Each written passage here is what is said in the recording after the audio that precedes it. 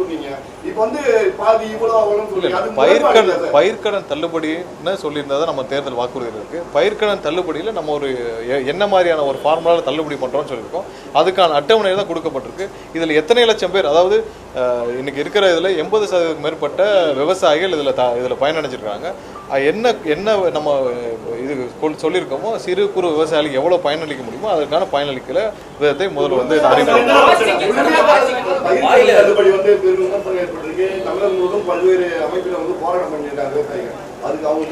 இல்ல திமுகவுடைய தூண்டுதல் பேர்ல ஒரு சில இடத்துல போராட்டம் பண்றது நீங்க பயிர்க்கடன் தள்ளுபடியில நீங்க மொத்தம் உள்ள 14 லட்சம் விவசாயிகள் 12 லட்சம் பேர் வந்து இதனால பயனடைஞ்சிருக்காங்க.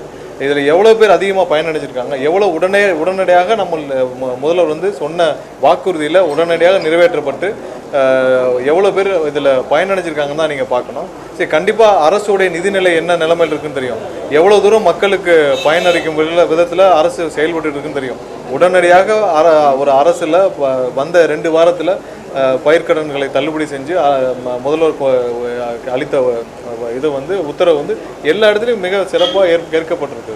ஒரு சில பேர் திமுகவுடைய இந்த மாதிரியான ஒரு 3ஆம் தர நபர்களுடைய தூண்டுதல்னால நடக்கும்.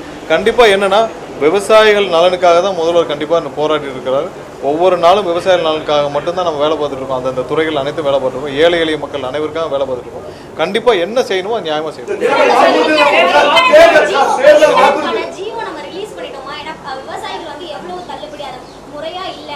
இல்லை, அது எல்லாம் தெளிவாக சொல்லப்பட்டிருக்கு.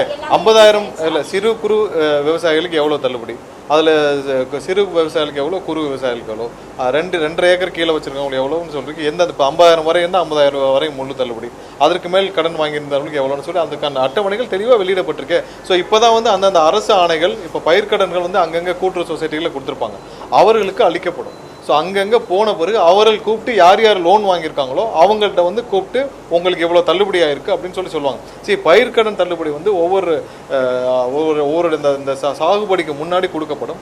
அந்த காலகட்டத்துக்குள்ளே அது வந்து அந்த சாகுபடி முடிஞ்சு 11 மாதத்துக்குள்ளே 1 வருஷம் 1.5 வருஷத்துக்குள்ளே திருப்புவாங்க. ஸோ இந்த இதில் அந்தந்த கூட்டுறவு சொசைட்டிகளுக்கு அனுப்பப்படும்.